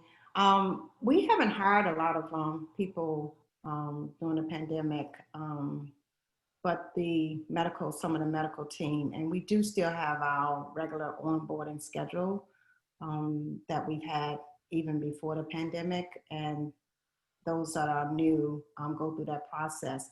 But what we have done that has helped, I think, with the training is our IT department, our HR department got together and they're rolling out actual training program where people can go out. We actually can, as leaders, go out there and say and encourage people that these are the things that we are going to encourage you to enhance your skills within the next month, within the next 6 months. These are classes that you can go out and take, and you don't have to pay for them. The organization is paying for them. So it's enhancing skills in different ways. And in addition to that, our IT team has, like we have a new product with this team. People don't know how to use Team, or they're learning how to use Team better. They have training classes that's set up either once or twice throughout the week, and people can go out there and they have it different times, go out there and do the learning, taking a break and do that type of learning. This has helped mentor people as well. So even though that we haven't hired a lot of people, we try to instill some type of learning mechanism that people could go to mentor them through that process, since people know that we're not really hiring a lot of staff right now. Right, like Josephine, we haven't hired that many, although interestingly, we were in the process of final interviews for a director position when we had to shut everything down. And the person that we did hire for that position ended up being the only one we interviewed remotely, which was actually really interesting. And I think it set us up for success. I'm not gonna say it was easy, because we are very, very focused on the culture and the team spirit of our organization. And while for those of us that have been working in that culture for years, it's still relatively easy to replicate that in the way that we're working now. But when you bring a new person into the team, like trying to get them into that culture can be really difficult. So we also, ramped up our onboarding process and set up meetings with everybody so that the new person could understand. And it's really hard when you're a director and you're coming in to lead a team in a new organization that you haven't worked for, and now you've never even met your team members. So it was a challenge, and I'm actually really proud of the way the woman that we hired has come up to speed and is really fiercely advocating for her staff members and her team members, and is doing a lot of really good work. And then on the other side, we just, I think 2 weeks ago, started, at the lower end, a coordinator. So our, absolute entry level position. And interestingly, again, because of the pandemic, she is in Atlanta, wants to come to DC eventually, but we were still able, to hire somebody with the skill set that we needed. And she has a lot of great experience working with volunteers and nonprofits. And her manager is actually the director that we hired. So she's the perfect person to onboard her in a virtual experience, right?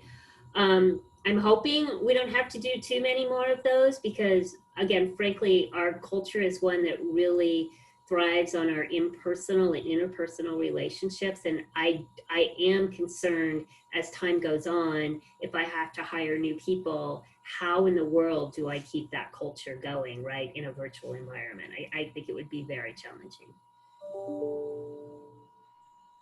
Colleen, what you were just mentioning about culture and, bringing somebody new into the team in a virtual environment and making sure they fit in with the culture fits really nicely into one of the questions that we did want to ask the audience, which was, do you feel that working remotely has positively or negatively impacted the culture at your organization?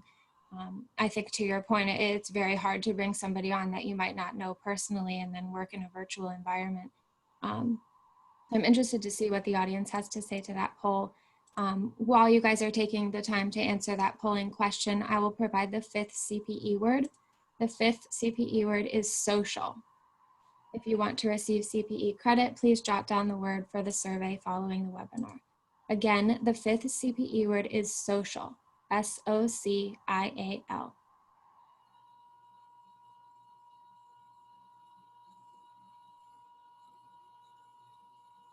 Positive impact. Hmm. That's interesting. Well, great to hear. Yeah, I'm delighted to hear positive impact because it's definitely been a challenge at NASDAQ. And so we have a team that works generally that was established before the pandemic to create activities and trivia like I think at GRF you've mentioned. So their job has been really particularly tough trying to come up with ideas to engage the staff. But something that we did recently at all staff meeting, we just really completely dedicated the full hour of the meeting for each staff to say 2 unusual facts about themselves. And that was a great success. People loved hearing about one another. The chat notes on the side of the Zoom meeting were going crazy. So I think people are longing for that connection, but it is hard to find ways to actually do it. But I think when we take the time to do it, it's really, really rewarding. One of I'm glad you said that, Virginie. I need to bring it back. I think I've been very conscious of trying to help staff save their time, but one of the things that we always did at our monthly staff meetings was had what we called a wild card at the end of the meeting, and I would designate a staff member to come up with the wild card, and they would ask a question, with no preparation to anybody, and it was usually a personal question like, what's your dream vacation? I mean, you could think of the regular ones, but then there were also some really interesting questions. Like one of my colleagues said, she'd just read a study about how much time people spend with their phone. And she's like, if you had to give up your phone for a day, how would it make you feel? And I think that helps people get to know each other on a very personal level and sort of, how they fit in. So I'm glad you said that, because I really do think I need to institute it again. I felt like when we went to weekly meetings instead of monthly, that might have been too much, but I think I should bring it back, because people, and actually at some point people were like, can I do the wild card this week? Can I do the wild card this week? So yeah. I think it's really interesting that you talk about that, Colleen, because our department has like weekly Wednesday morning meetings. And at the beginning of the pandemic, we were filling the entire hour. Everybody was talking about everything and going on. And now as time has gone on, it's like everybody's quiet. Yeah. So, I'm sure people are just like tired of the video calls and the Zooms, in all honesty, but, maybe we should do something like that, to kind of bring back that connection, because we're not really talking about personal stuff. Now it's all business. Let me go back to work. Exactly. Yeah. Yeah, I think it's another place where we really need to be intentional. Because again, time management, oh my gosh, I logged off at 10 p.m. last night and I would like to actually have dinner with my family tonight. But really, I do think it's once in a while, it's time well spent. So here's an interesting question. What opportunities has the pandemic offered to you, your staff, or your organization?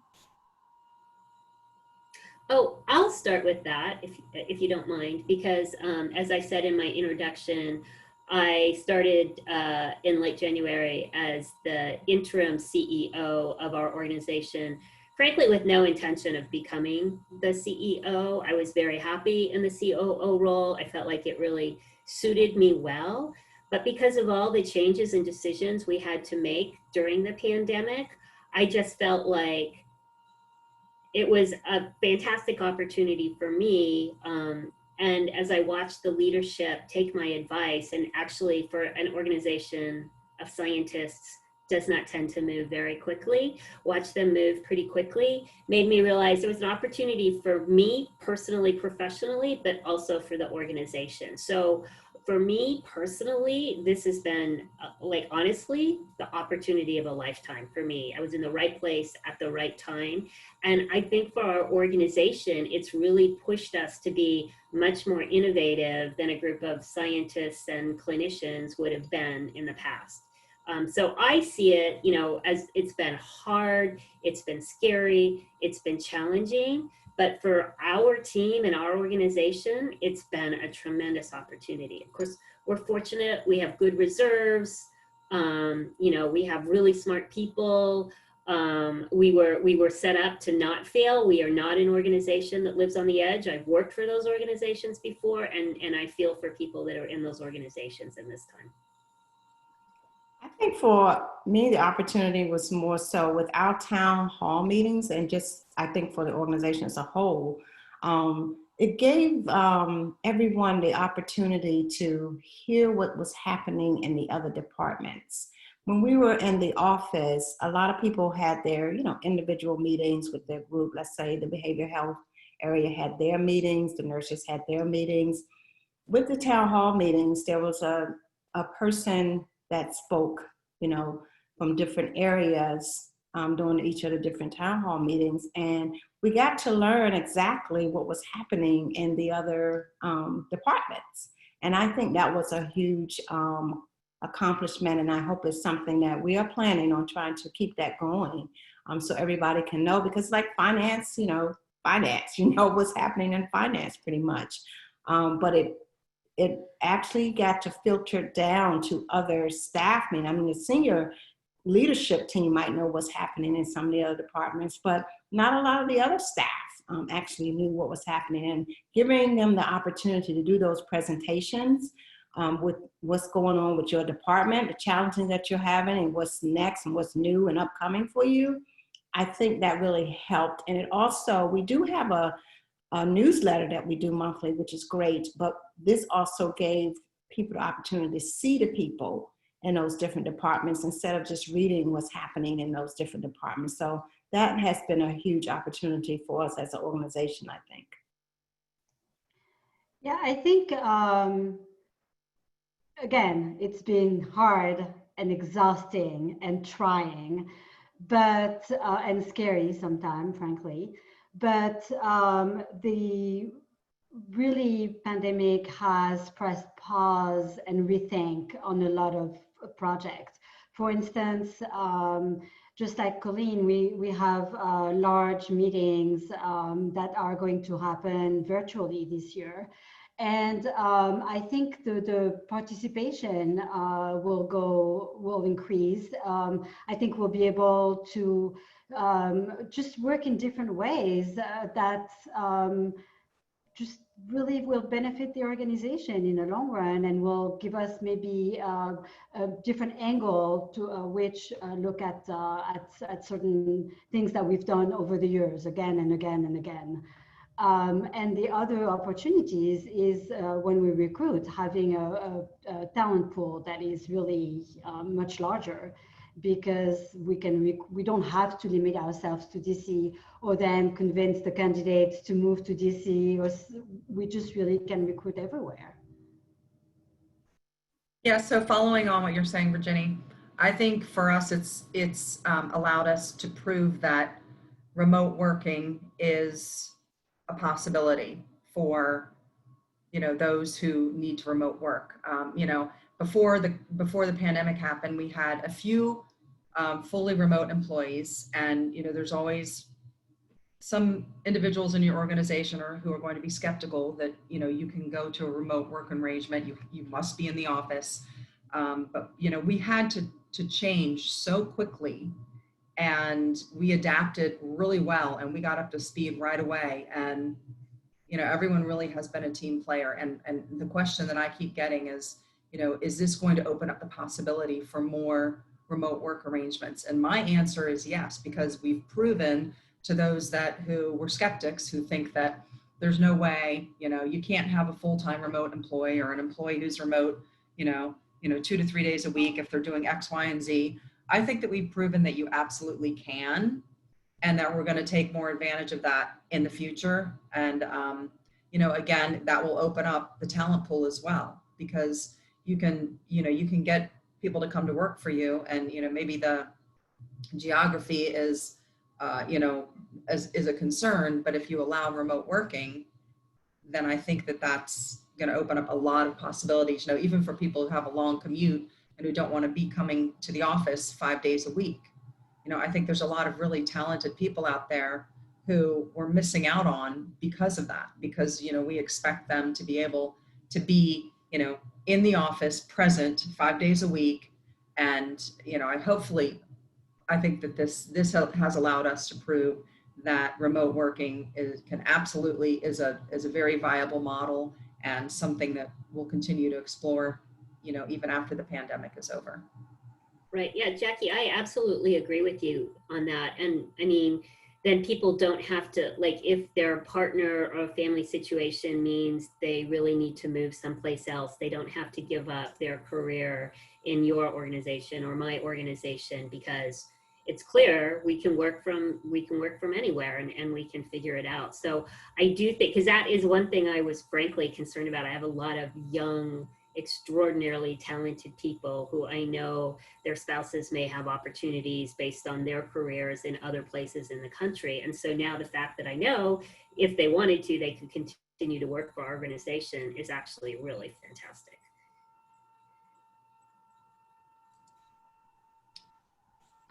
Kind of going off of those opportunities, what do you all think is the biggest barrier to rebuilding or going back to, you know, normal and working in a traditional office setting when you can be alongside team members? Do you think the new opportunities that have been presented themselves with working remotely will kind of negatively impact that? I can tell you from my perspective, the only thing that would ultimately stop me from going back is simply just the anxiety, quite honestly, over the virus. So once we get over the virus hump, take me back. I'm also, but you know, in our audit world, I'm interested to see what's going to happen, you know, and this is just unique to me, but like, you know, Colleen and Josephine and Virginie, how you feel about us coming into your offices when you don't know where we've been or whatever might have happened. So I'm curious to see how it actually goes, because while I might be comfortable going back into our office, what is it going to be like traveling to client sites, and how are we going to return?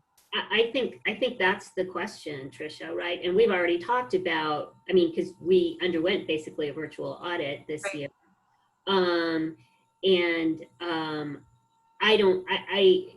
I know people say this is maybe a once in a lifetime thing, but from what I'm reading of science and climate change and everything, the chances of another pandemic happening in our lifetime are pretty good. So I think that, you know, we have to be prepared for those types of things.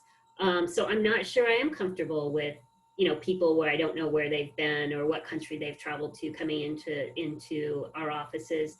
And on top of that, we travel a lot. Like, you know, 5% of my staff travels regularly all around the world. And what are we going to bring home? And do we need to self-quarantine for 2 weeks every time we come home for a trip? So I think that's all very opaque right now. In the future, and I think it may depend on what type of job you do. Like our comptroller couldn't wait to get back in the office. So he's the only staff person that's going to the office every day. He hated working from home. He couldn't stand it, which kind of makes sense based on his personality. But the rest of our team is like, you know, I don't care if I come back once a month for a meeting just to see you all. I think what is going to happen is that at some point there will be, just like we had to adapt and create new rules and function in a different environment, we'll have to create the rules and the protocol on how to function in a post-COVID environment. And, you know, they will become our norm. So I just, you know, feel that we're too early into the pandemic to really tell and see what it would look like. And I wouldn't be surprised that these rules eventually look very different in terms of maybe never having in-person audits, and always, because really, frankly, now everything is filed electronically. And so, you know, that's that might be the case. Yeah, and I agree. It's not just the audit, a lot of things. We have a mixed mixture of feelings that some people, like Colleen's controller, they want to go back in the office because they don't like working at home. I think what we talk about right now is, because I think it's going to happen, this is going to last for a while, is that how do we put safety in the workplace so you can have that social distancing, so you can have the cleaning that you need, that you have that opportunity for those people who want to come back. And those who want to work remotely, how do we put in the rules and regulations, like Virginie is saying, to make sure that we're being fair, that equity is there, that we're being fair to those who work at home versus want to come into the office. So we're in discussion of all of that right now. How will we do that when things go back to semi-norm? Because I don't think there will ever be a real norm in the future, in the next couple of years at least. So I think that we're going to have to keep an open mind, and that things may have to be a combination of things. Yeah, I think the common denominator ultimately, because we want to be, as you said, we want to be fair. And then there's the want to go back to work versus, but there's also working conditions. I mean, not everybody has the same comfortable working conditions. So for some people, it's just a matter of being able to do their job well that is challenged every day. And that's definitely something I think organizations need to consider. Let me squeeze in our last polling question before we wrap up our 2 hours here. So our 6th polling question is, do you have the tools to continue adapting to a virtual workplace environment? You can answer A, yes, I feel equipped. B, no, I feel lost. Or C, I feel unsure. Please take a moment now to answer. While the participants are submitting their answers, I will now provide the final 6th CPE word. The 6th CPE word is technology. If you would like to receive CPE credit, please jot this word down, as you will need it for the survey following this webinar. Again, the final CPE word is technology. TECHNOLOGY.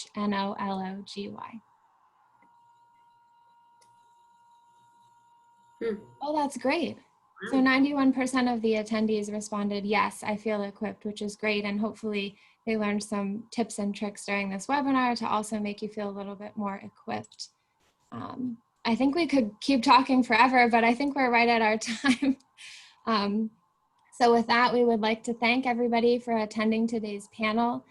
We encourage you to follow us on social media at GRF CPAs and visit our website at www.grfcpa.com for upcoming events and alerts. And speaking of upcoming events, we hope to see you at the virtual networking happy hour session at 3:30 p.m. following this discussion. As a reminder, registration information for that separate event can be found on our website under the Events tab. Please also remember to complete the survey that will appear in your browser if you would like to earn CPE or CAE credit for attending today's webinar. Thank you again. Hey. Yeah, Jackie, go ahead. Sorry, I just want to point out that Nathan also sent the link to register in the chat. You can find the link directly in the chat box if you'd like to sign up for the happy hour beginning at 3:30. Sorry to interrupt. Continue with your grand finale. No, that's my grand finale. Katelyn, thank you everyone for participating. Thank you everybody. Thank you. And a special thank you to Colleen, Josephine, and Virginie for joining us. We much appreciate your time. You're welcome. Take care.